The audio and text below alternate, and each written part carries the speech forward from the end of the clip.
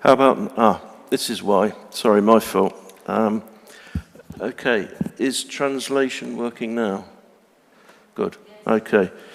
Thanks, Alessandro. Right.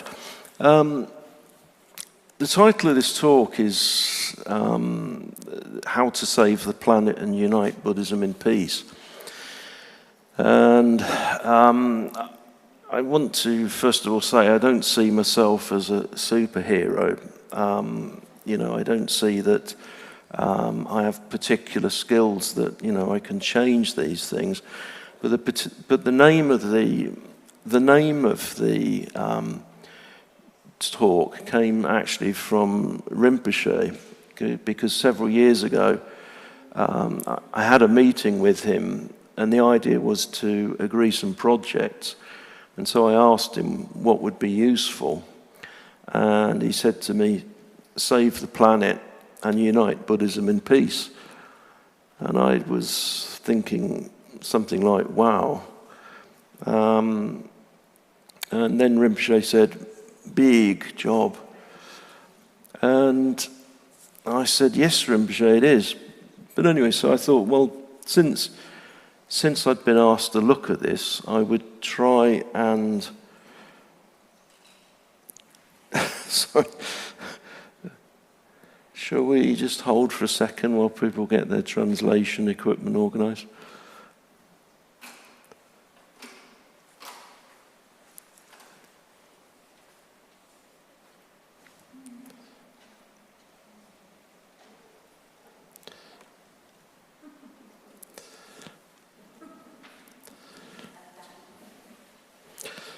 Okay, I think we're nearly there.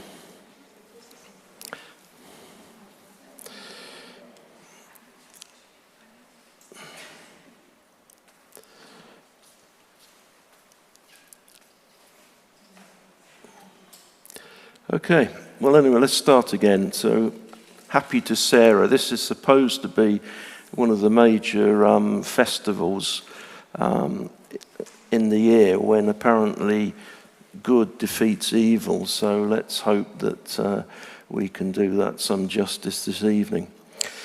So the theme that I want to talk about this evening is, I suppose, the gap between modern science and Buddhism on what's happening in the environment. And what I'd like to do is, with some of the resources that I got through Rinpoche, try and explain some ideas which I hope might be useful in understanding why those gaps exist, and also give us direction as to what we might need to do to really start making big changes in how we're approaching problems in the environment. So, without further ado, modern science has reached a consensus that human activity is tipping our environment towards irreversible climate change. Furthermore, a brain is likely to be an early victim of this climate change just when we need our ability to think in order to survive unprecedented changes that lie ahead. So if this scenario is correct, it has immediate implications for the traditional Buddhist path that relies on transforming the mind as the most efficient method to tackle the causes of suffering.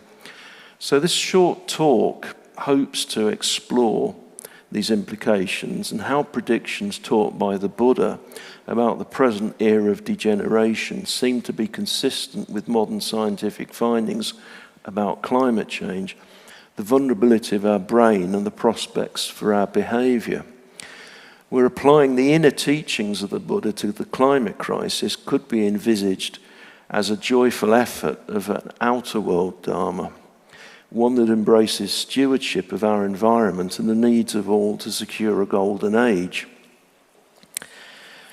So, it occurred to me that the Buddha perfectly described the most efficient path to achieve enlightenment for his time, which is liberating the mind from suffering. It was the most efficient to focus on our minds because at the time, the mind could be more readily changed than our physical surroundings.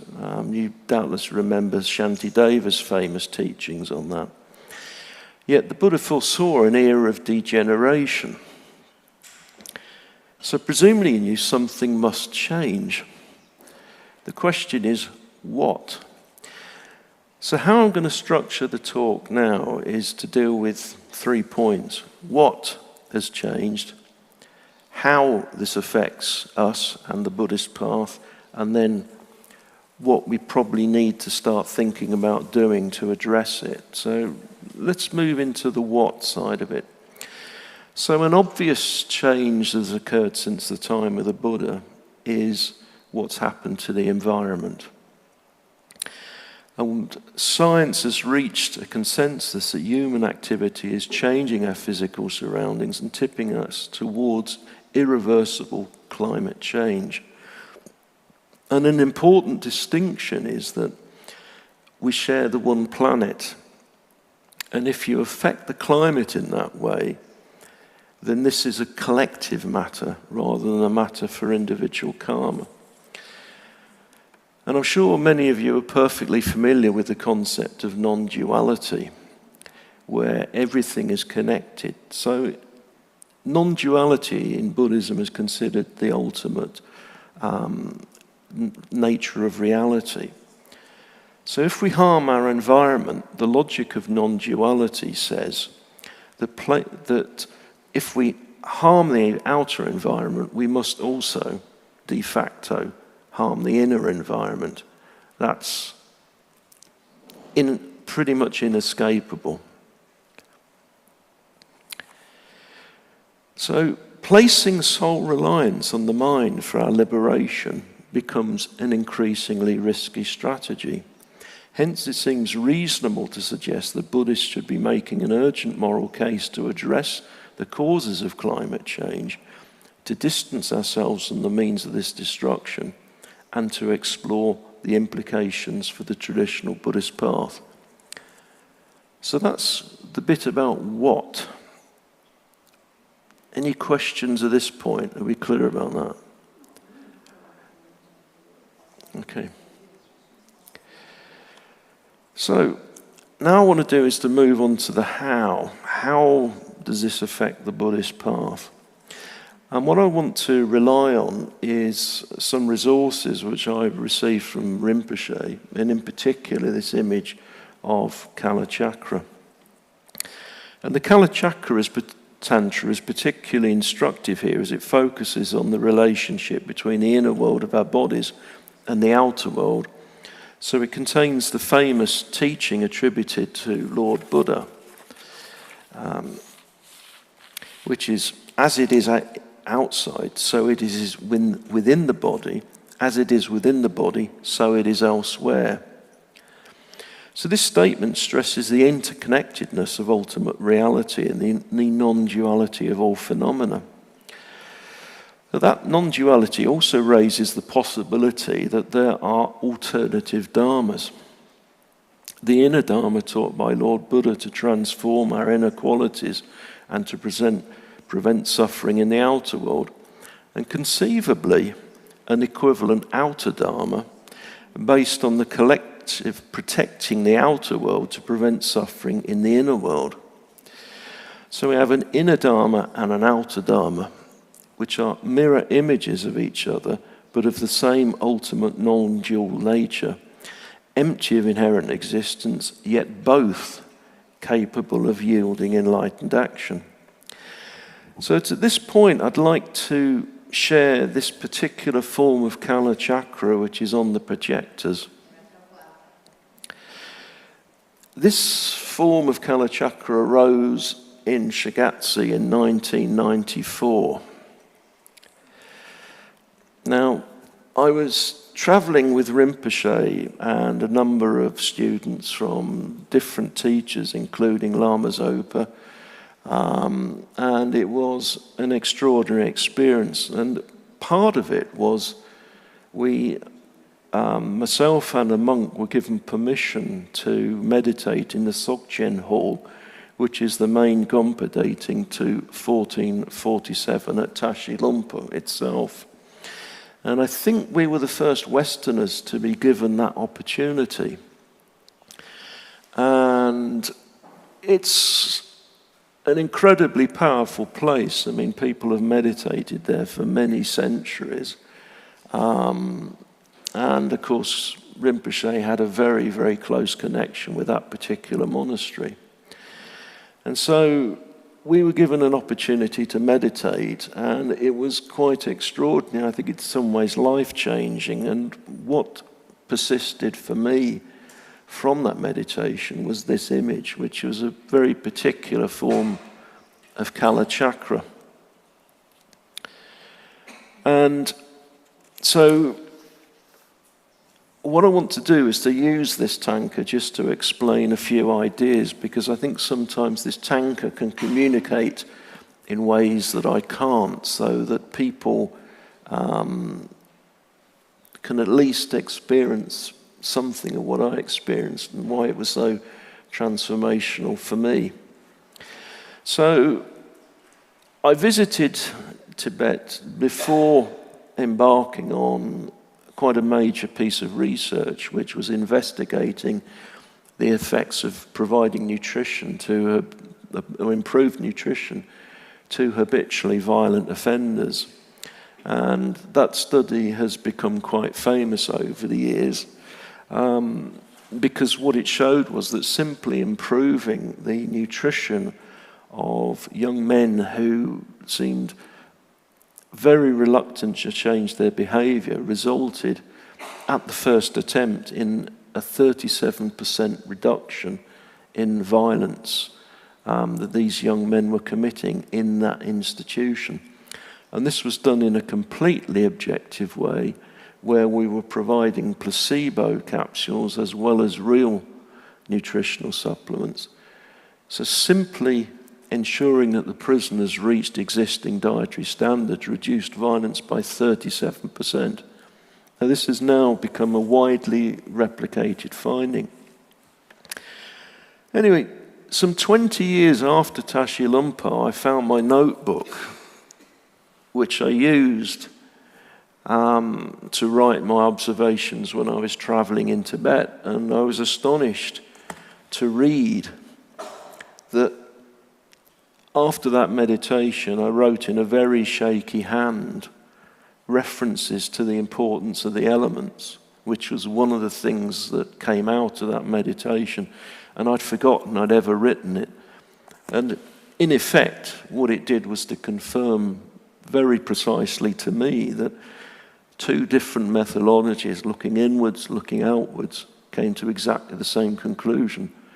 So on the one hand, a meditation in a monastery in Tibet reached the same conclusion as a highly objective piece of modern scientific research using placebo randomized designs. So it seemed to confirm the truth of what the Buddha was saying about the nature of inner and outer worlds. And what I personally believe is, having meditated on this image now for nearly 30 years, is that it can be taken as a tipping point of the great elements of form from what they call emergence to degeneration due to us polluting the environment. So if so, this has clear implications for both our outer and inner environments, and hence the Buddhist path. So perhaps the tanka is a harbinger of change from the individual to collective karma. Now, I'm going to go and just point some details out about the tanka which may not immediately be obvious. First of all, the tanka focuses on our relationship with the elements.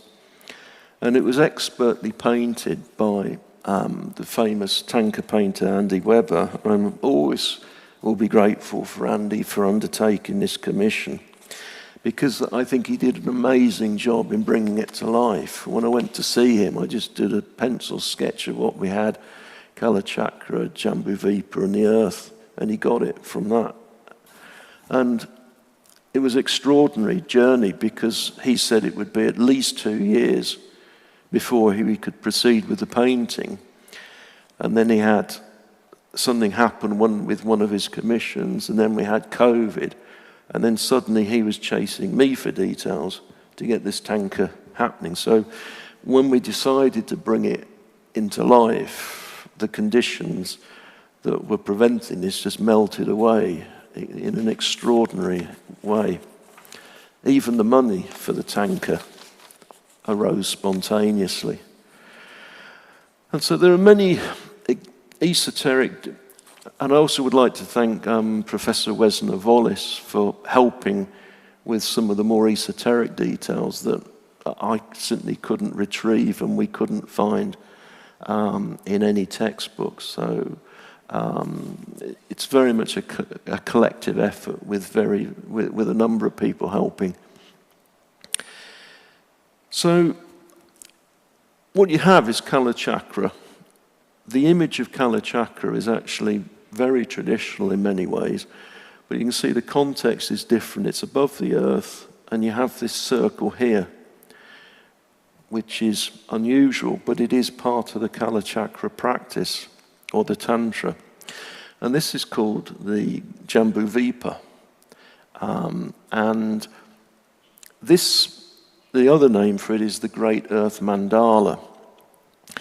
And this is basically a way of organizing the elements which constitute the force of life, in effect. So it's attributed with emergence and degeneration. And for instance, there are other differences here. Obviously, the image is above the earth, and here we have Mount Meru, which is actually positioned on a map, above where Mount Kailash is. And this was how the image came when I was meditating. Another difference is the aura here is in the form of the elements, because you'll see the colours here are the same as the elements. One of the other striking differences that was a little confusing at the time is I was quite convinced that there were 3 planet seats. So you can see Moon, Sun, and Rahu, and the top one is blue. Now, when we went to look at the main reference work of Kala Chakra, which is a book, rather large book I might say, called Ornament of Stainless Light, which is the main reference book on the Kala Chakra Tantra, which was written around the time of the first Dalai Lama. It explains that there are actually 3 planets. Nowadays it tends to be depicted as 4, but what I saw was very clearly blue. And for some reason I felt a connection between this tanker and Bhutan Rinpoche, who was the teacher or master who passed the Kala Chakra tradition to Jason Karpa. And we managed to trace some tankers dating back to the time of Bhutan Rinpoche, and they're all like this, blue, 3 planets blue. So something interesting happened, that as a modern scientist, these sorts of things aren't supposed to happen, but somehow this image came into my mind at Tashi Lompo, and there it stayed. So, perhaps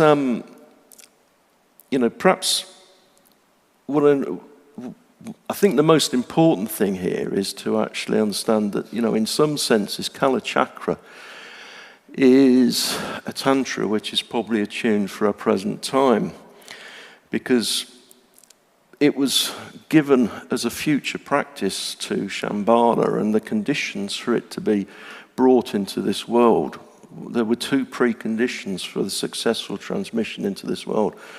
One was that people in Shambhala practice according to the tantric caste, and the other one was that they eat a dharmic diet. Now, most lamas can tell me exactly what practicing according to a tantric caste means, but I haven't met one yet who can tell me what eating a dharmic diet means. Yet, the point being that this is, in a sense, the 2 conditions were non-dual. There were both physical and spiritual practices for this to be transmitted. And I don't think that's coincidental. Because if you think about what the environment was like at the time of the Buddha. Nutrition was almost certainly the part of the physical world that we were most closely connected with, because we have to ingest it in order to function and survive. So, and if we take that point further, if you look at the Pali Canon, there are the Albagnano Sutra, which are the discourse on the future dangers for Buddhism. And I was surprised to find that these 4 short sutras, 3 of them mention food, which is quite surprising. And these were sutras which were carved onto Ashoka's columns, so they were clearly considered important. So the Kalachakra can therefore be thought of as describing the vessel and its contents. And what I mean by this is, the vessel in this case is the earth, and the contents are the beings that inhabit the earth. So what you have is, I suppose, the ordinary existence, and Kalachakra in this form, where you have the aura as the transcendent elements, is in effect rather, the alternative form, the way of transcending, the mundane life on the planet, and in particular how to actually survive the crisis that we're creating on ourselves. So what I want to do is to try and first of all explain why I think this image is actually useful, because it points to the elements as being a crucial factor in what's going on around us. And there's many ways to describe the elements nowadays, many historical approaches, but one I'd like to try and explain, which Lama Michelle seem to pick up on quite quickly, is that you've got here, this is the yellow square is earth, white disc or circle is water, the blue semicircle is wind, and the red triangle is fire. Now, you can explain what elements are in many ways, but here's one approach which might be useful. You could actually say that these represent the 3 states of matter, where you've got solid, water, gas. Yeah? And the thing that determines which state those elements are in is heat. Yeah? So if you look at it that way, what you've got is quite a neat representation of the conditions for life, how life can actually occur. And I think there's some validity to actually looking at it this way. Now,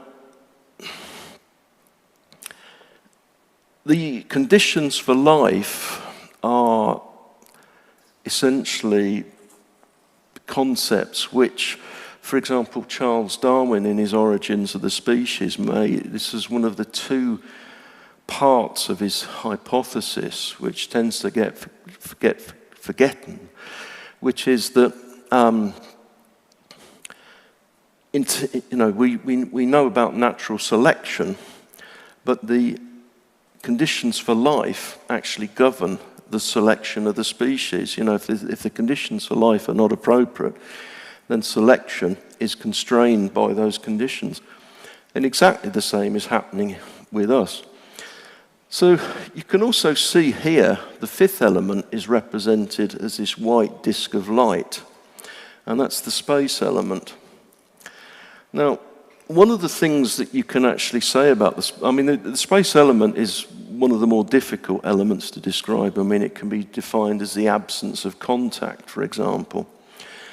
But another way that I'd like to suggest is that you can think of it as the limits of the system, the dimensions. So in other words, these elements deal with the conditions for life. The space element deals with the size of the system. And as you get towards the limits of the system, you end up getting into a situation where instead of individual karma, you're moving towards a more collective issue, because essentially everything that's going on around us, like the changes in the environment, are being constrained by the system itself. because you're reaching its limits. Does that make sense? Right. Which bit did you understand? Right, okay. So you got the bit about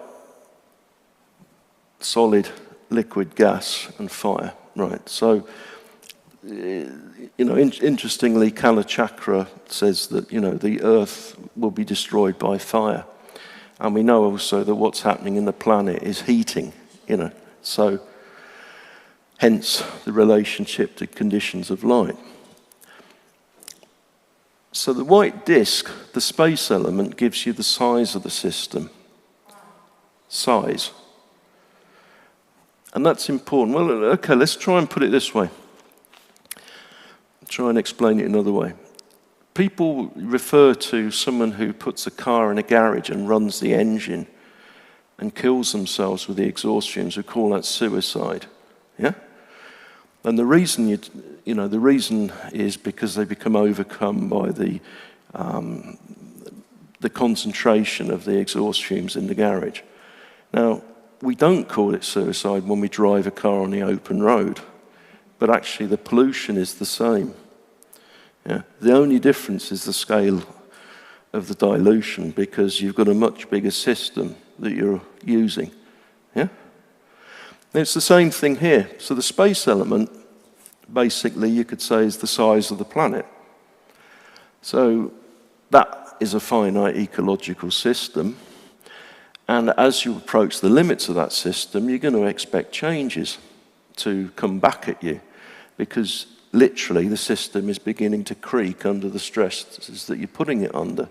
You follow that? Yeah?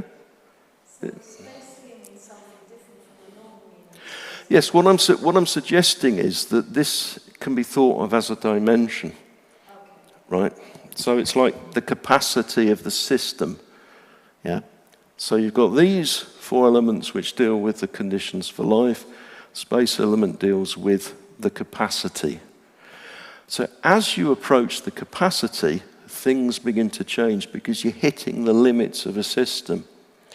And what that means is that you are moving from effectively individual karma to a collective karma. Now, an example of that is, say, for example, if a child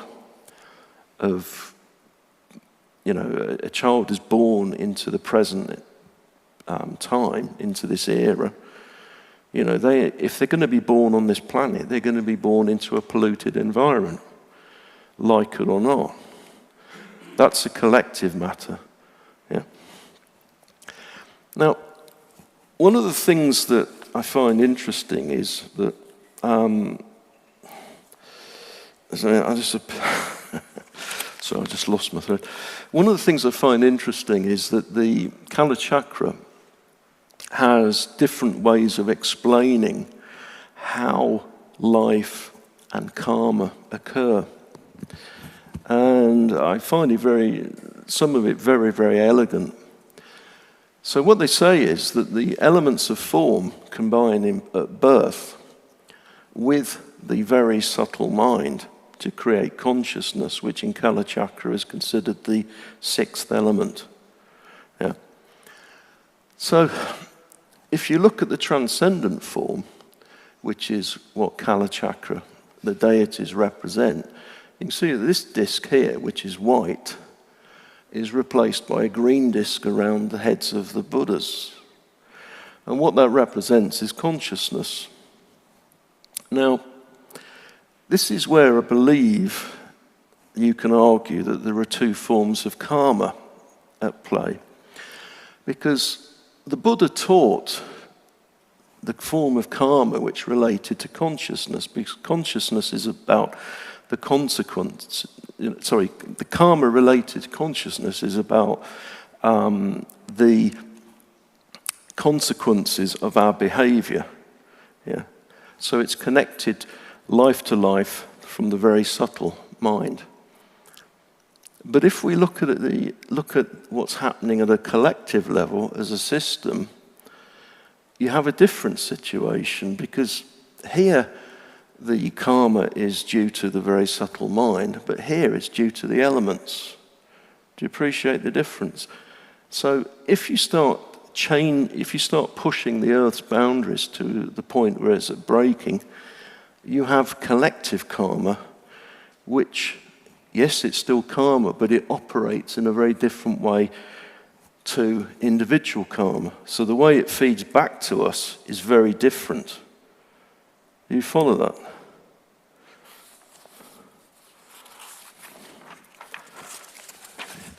You're worrying me, but you're a little quiet. Do you follow that argument or not? Can you going to explain to us what the Yeah. difference is now, so then we'll know, right? Yeah, okay. Right, so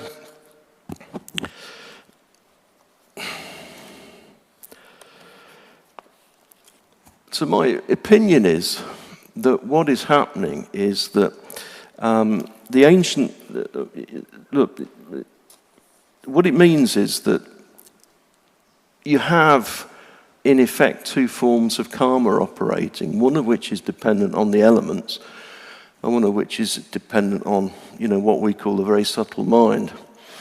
And the way in which you can actually explain how they're communicated back to us is basically by looking at what the system is involving. So here it's the elements, there it's the very subtle mind, the actual actions that we undertake, which are dependent on the senses. These aren't. Right? So it also means that because the mind is non-dual with the elements, and the mind arises from the elements, that the relationship between our mind and the elements is not equal.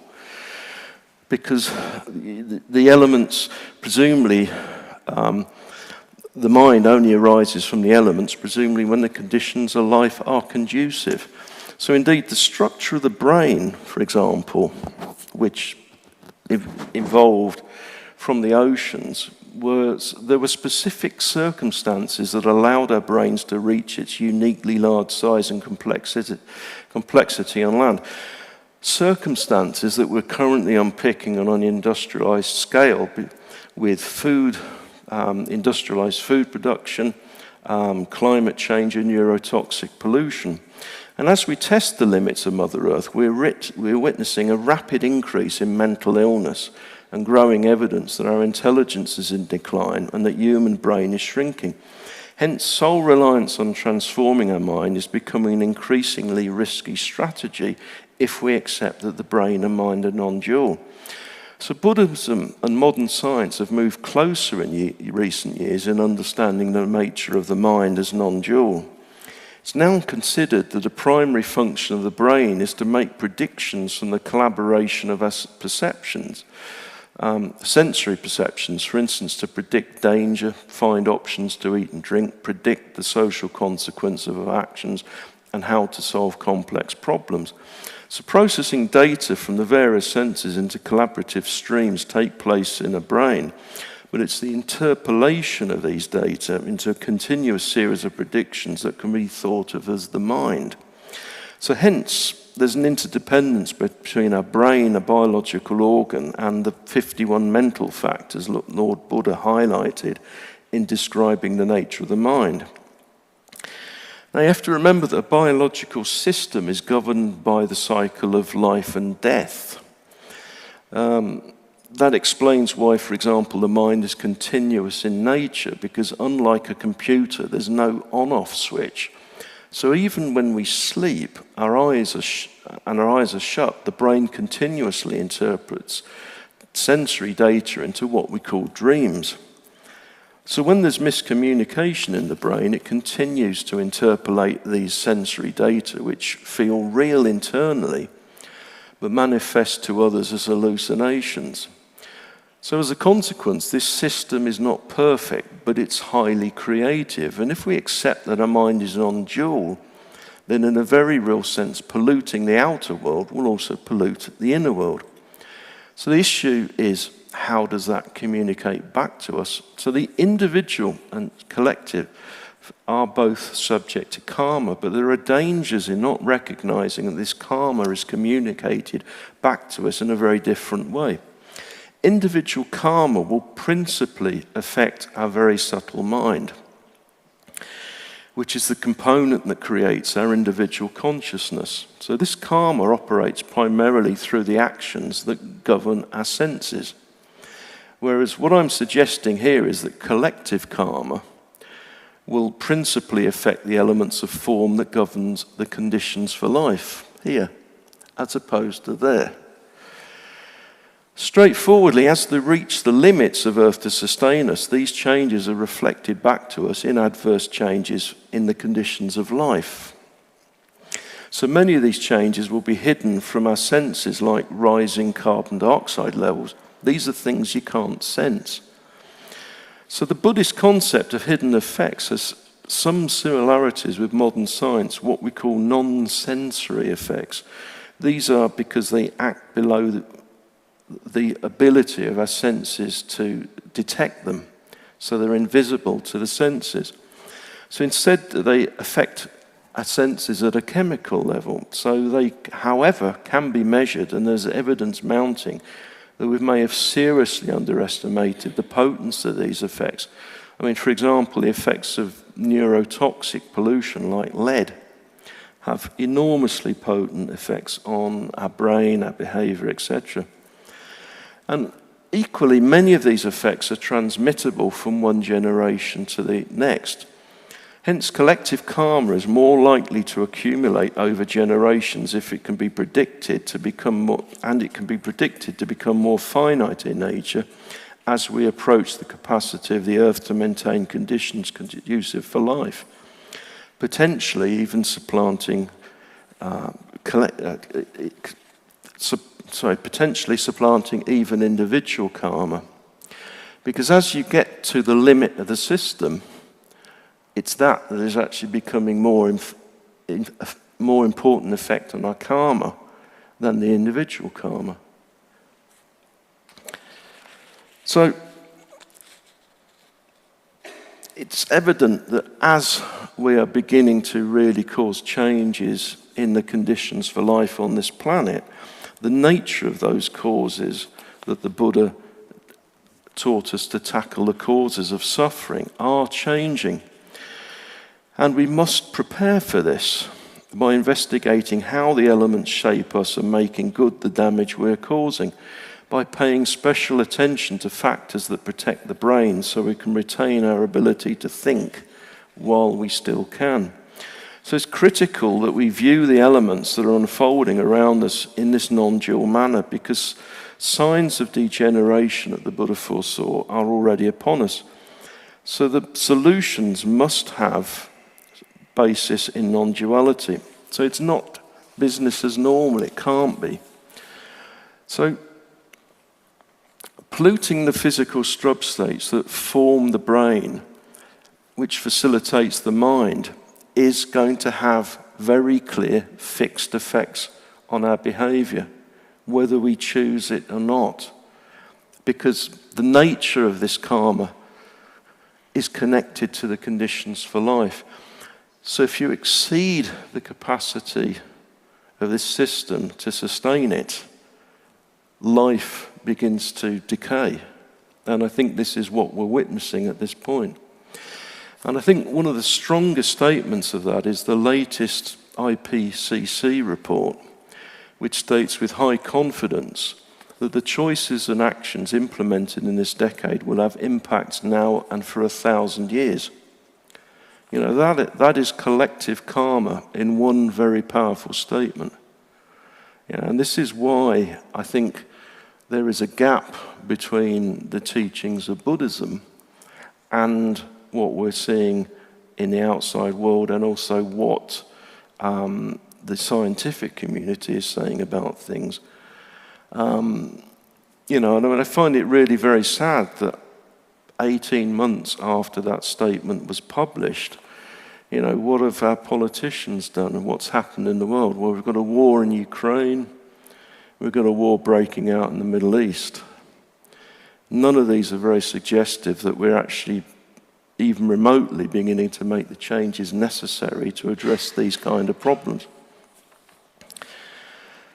So, the question is, what do we do about it? And So I want to stop at this point and just ask, are people clear about the distinctions I'm making here about the collective and individual karma and how they differ?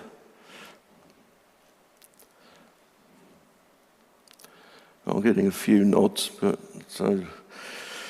All right, so to me, Buddhists should be making an urgent moral case to address the causes of climate change. And I think we also need to begin to investigate whether these factors actually mean that we need to revisit some of the primary teachings of the Buddha. Because I'm not in any way saying what the Buddha has taught us was in any way wrong, but our circumstances have changed dramatically since that time. So, for example, to act in the moment and revisit Lord Buddha's stainless logic for our era, to investigate why he predicted this era of degeneration.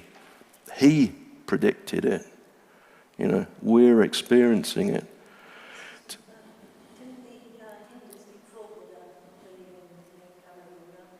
Yes, they did.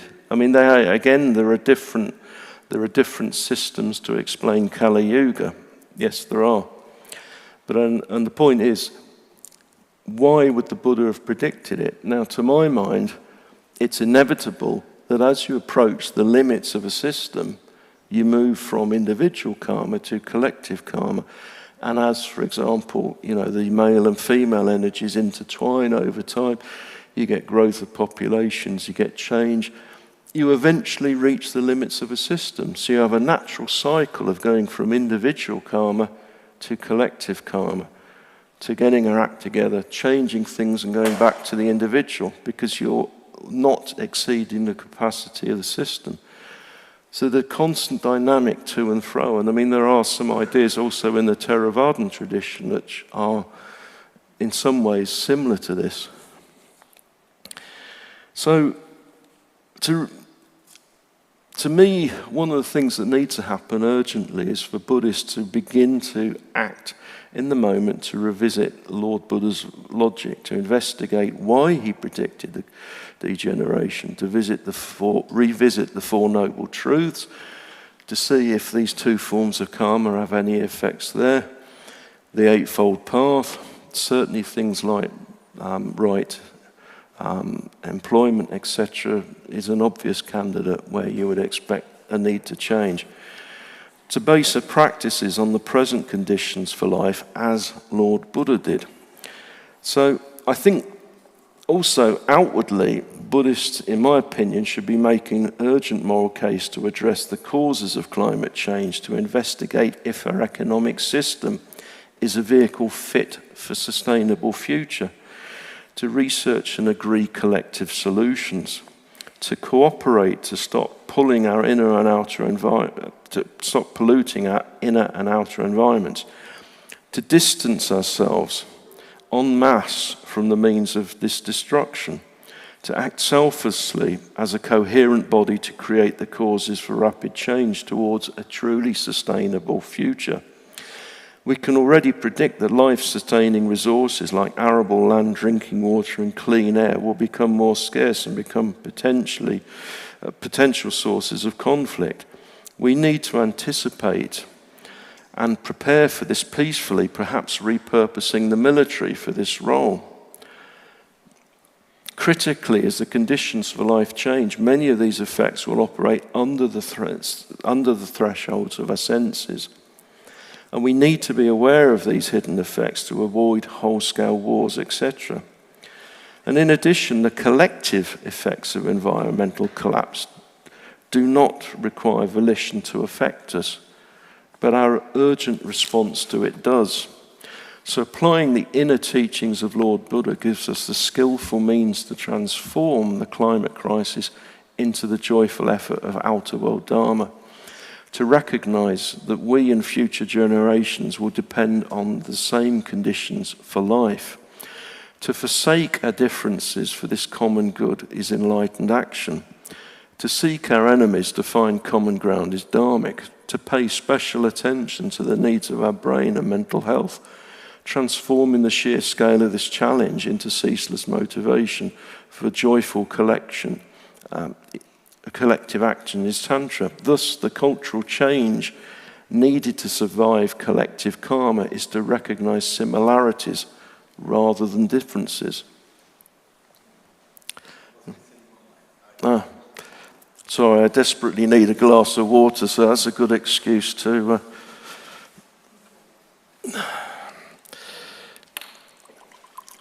Sorry, just have a refresh my lips.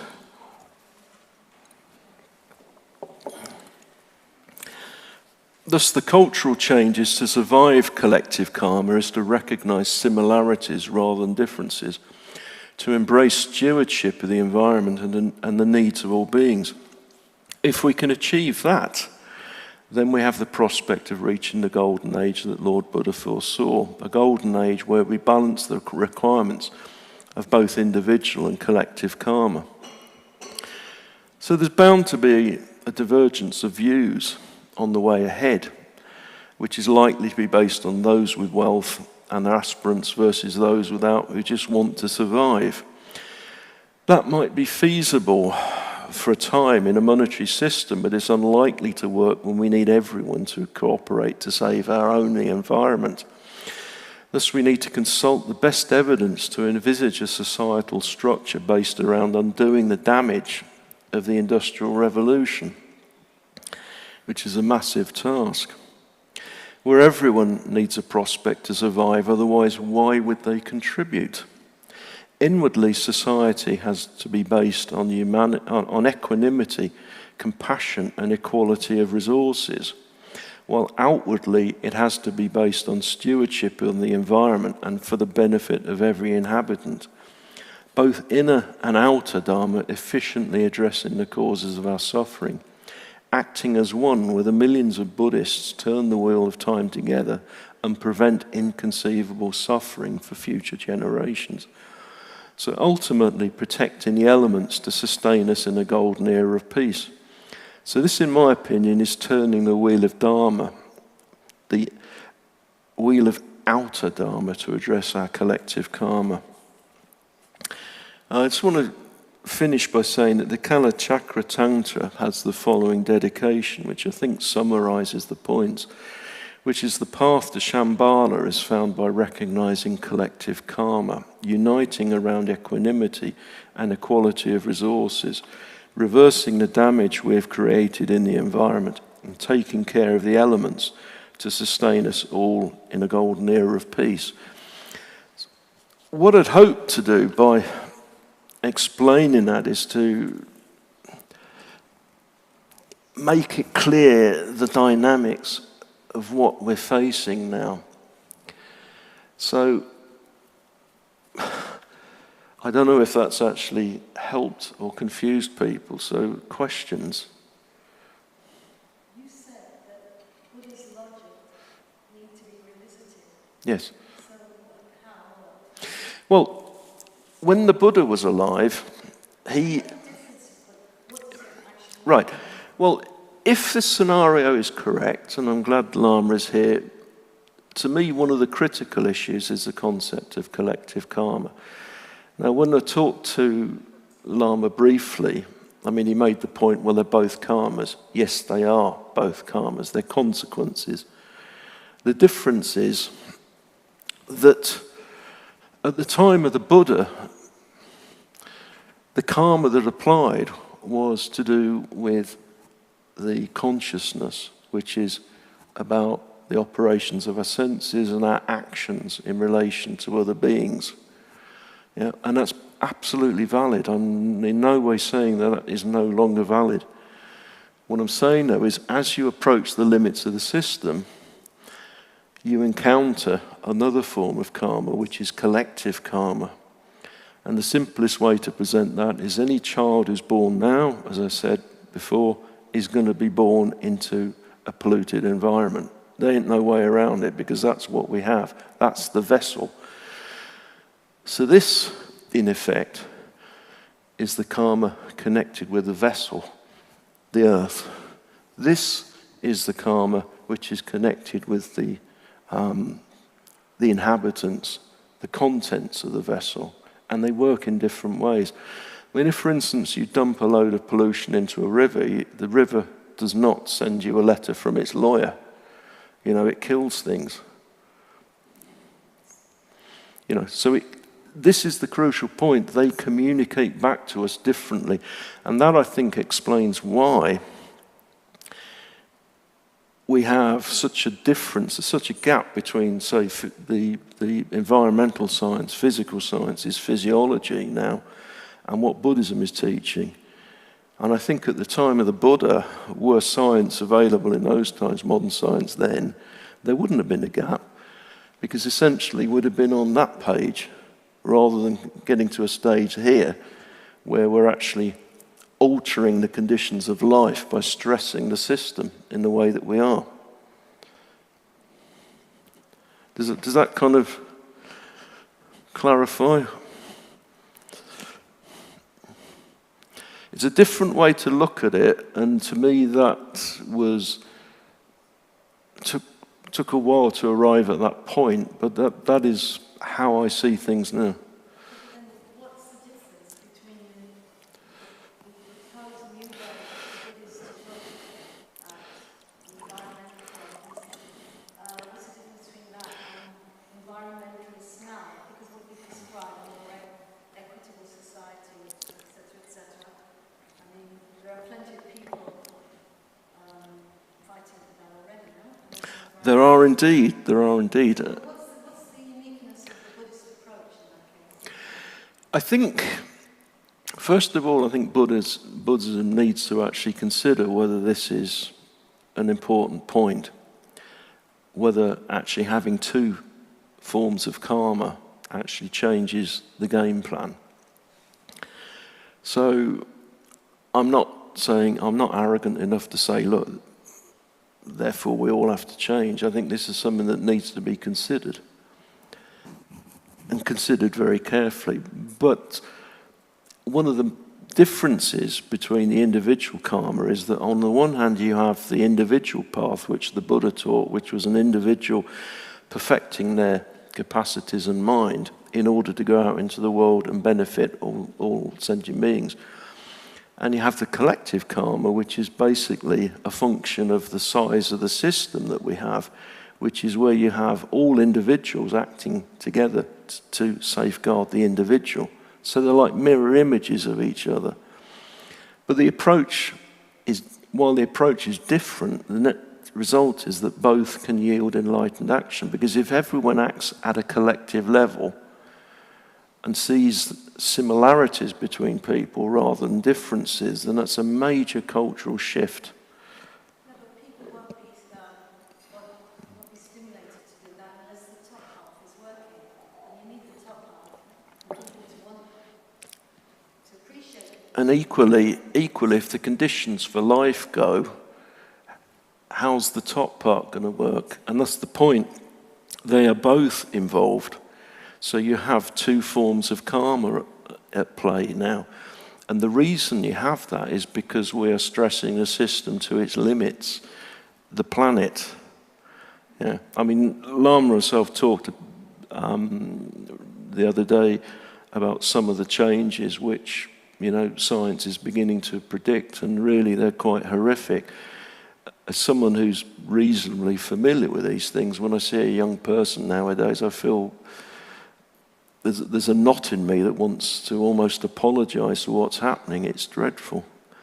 And the question is, how quickly can we wake up? So my hope is that by understanding these things, that we can actually get coherent groups of people, very large groups of people, to say, look, we have to start opting out from the system that we presently have.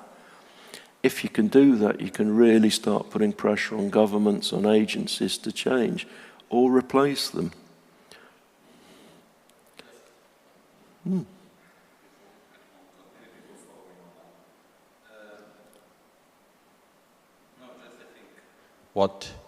One of the Bernard, you are saying, from my understanding, which I think is very important, is the fact that if there is no change in the course that the environment is taking, there will be no more physical conditions in the near future for people to be able to develop their mind and to practice the Dharma as it is. And so in the moment that we see the importance of developing the part of our inner qualities and so on, the whole thing that comes within Buddhism, it becomes somehow irrelevant when the conditions to do it are not there anymore. Yes. And what you are saying is that at the time of Buddha, these issues were not present. There was no presence. So this is a change that we are going through. Or at least right at a now. local level. So, and from our understanding, in relation to the scientific research and so on, which is going on right now, we are still on time changing our behavior as a human collectiveness, actually to make changes into that, to revert it at some level. So if we as Buddhists take so much importance in developing the mind, we cannot not take care of the environment with the right attention and the right care. Exactly. So I think, in essence, and just what Daphne was asking, I think there is not much difference between a Buddhist approach and a non-Buddhist approach about taking care of the environment. I think taking care of the environment is basically avoiding what is harmful to the environment and doing what is beneficial for the environment. And here we don't need philosophical discussions, we need science. And what I think one of the main points is that anyone who truly cares for the development of one's own mind and for the well-being of others cannot not take care of the environment in this way. I think this is just one summary. I mean, I'll give you, for instance, thank you, Lama. I mean, this is a book called The Shrinking Brain. Now, this is something that myself and various colleagues predicted in excess of 30 years ago, that we, because of the fact that we've handed over our nutritional future to the food industries, that they have produced food which is based on profitability, not benefit for human health, and in particular the human brain. And there's evidence now that what is happening is the brain is beginning to devolve. In other words, the brain is getting smaller, we're getting more stupid. Yeah.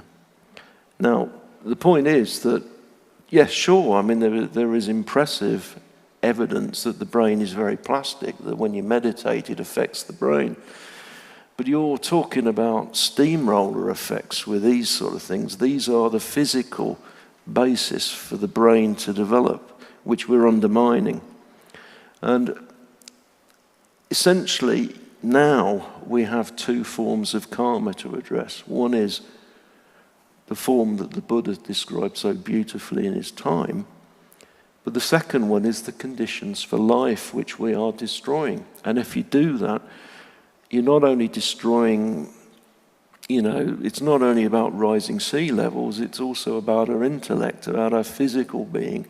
And if you affect the brain, you also, wherever you place the mind and the brain together, they are connected. That's another discussion where exactly that connection lies. But if you fundamentally alter nutrition, fundamentally alter the environment, you de facto put us off course for developing our mind, the mind of enlightenment. And I remember Ganshin Rinpoche once saying, in this era, it's almost impossible to become enlightened. Do you remember him saying that? But it raises the point that things are going to become much more difficult unless, as a group, we focus on what's going on in the environment. And my hope is, by saying this, that Buddhists, I'm starting with Buddhists because I'm a Buddhist, will we fire up interest in taking this forward, because the more numbers we get on side, we can then really begin to put pressure on governments to act in ethical ways which protects everyone's interests. And that is actually a form of enlightened conduct, because if we act selflessly as a group, then it has the nature of enlightened behavior anyway. So it's another vehicle for achieving enlightenment, and it potentially is a very quick one. and it's based on necessity and urgency.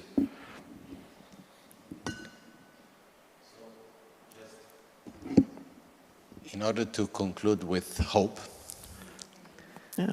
can you give 2 practical advices on how to make a difference? Yes, I think culturally we need to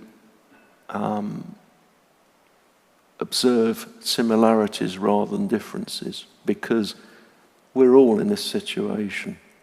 And that's a really important step. And I think one of my friends is going through a very difficult time with terminal cancer. And he did something which I thought was incredibly beautiful, it's worth sharing, where he decided he would go and make peace with people he considered his enemies. So he approached his enemies to talk to them, to reconcile things, and discovered they're actually his friends. And I think that, within the traditions that we have in Buddhism, where we have arguments about, these practices, there have to be things which now are more important that go beyond that. There has to be an incredible optimistic focus that we can change this, otherwise we're doomed. And use the Buddha's teachings to turn that incredible effort into a joyful path. So those are the things I would say about this. And I think there's a lot of practical things we can do which maybe would be useful either for other discussions or for, beginning to highlight now. Beginning to talk to other Buddhist communities, beginning to talk to wider communities, really getting people behind it. Because if we can get the numbers, you get the possibility of changing attitudes. This is, I think, where we are now.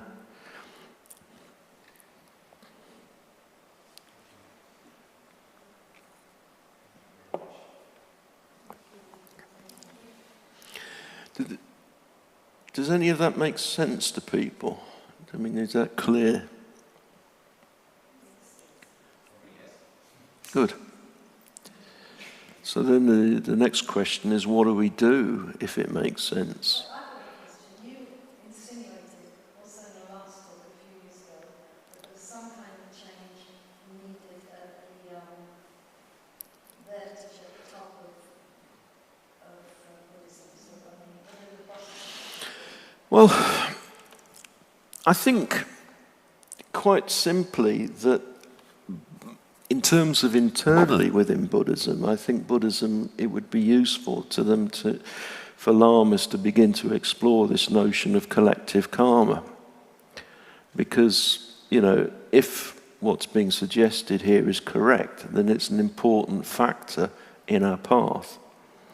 And I think Lama put it very elegantly, which is that, you destroy the basis for life, then where's the path?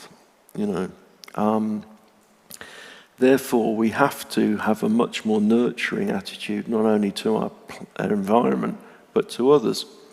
And I think I would like to see much more, when Rinpoche gave me the original task, which I was a bit stunned by, I thought, well, these are 2 very separate things, saving the planet and uniting Buddhism in peace. And the more I thought about it, I thought, well, actually, no, it's the same thing.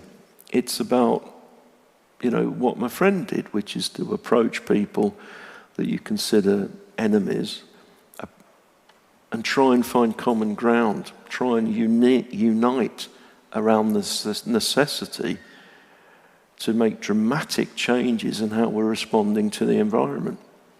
Because actually, what is more important? There isn't anything. If we want to survive, we have to find that within ourselves, to be generous, to be selfless, to really contribute en masse to a solution. And when we look at what's happened since the IPCC issued that statement, which is the decisions made in the next decade will determine the environment for now and the next several thousand years. You know, I mean, as a scientist, what other language can you use to make it any clearer? And what's happened since? You know, 2 wars. You know, there's evidence, for example, there's a thing called the Hindu Kush assessment, which looks at the water supply for Southeast Asia. And by the end of the century, 60% of that water is going to be gone because the glaciers have melted. You know, so there'll be flooding. And then what happens then? You've got some of the most militarized nations on earth searching for limited resources. And I would like to see lamas become involved in that dialogue to find peaceful ways of dealing with this. Because lamas have trainings in morals, in ethics, and so on. And this is playing to strengths. I'm going to say something, but it just seems to me, you know, people sidetrack when they're too much into the institutions. And a bit like all this kind of gender stuff, it just seems to me that we live for the institution. No, I agree. Look, let's put my cards on the table. What I hope is, by starting with Buddhism, you can get a movement where you get mass numbers of people who wish to separate themselves from the means of destruction. In other words, they are a group who very vocally object to the direction that we're taking. Now that can happen within government, within existing structures, or without.